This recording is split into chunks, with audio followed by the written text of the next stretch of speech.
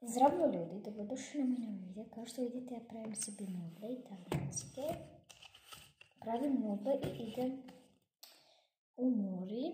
Znači, spremamo se, evo mama se trenutno kupamo i tada se već kupao rano ujutru. I mi smo došli iz Mesine. Došli smo, ja sam malo gladna, iskreno. Pravim nudle i idem u moru, a to ću posebno da pravim video gdje mi za more.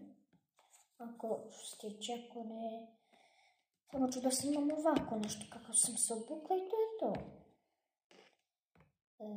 Čekamo sad nudle 4 minuta da se istope. I ovdje, kao što sam vidjela, treba 4 minuta. 4 minuta. Javljam se kad sve završim sa ovom. Ljudi, znači u ovoj našoj kući se nešto dešava jako čudno. Znači prvo me uplašio jedan čovjek, a to je istina, to je Popo. Popo se zove tako što znam ja. Vidite kako me plašu.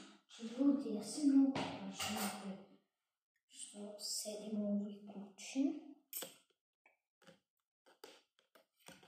I da mogu možda i sad odmah da pođem. Da ne čekam ni 4, ni 3, ni 5, ni 6, ni 7 minuta. Da. Tako da evo rezultat. Mnogo su dobre. Wow.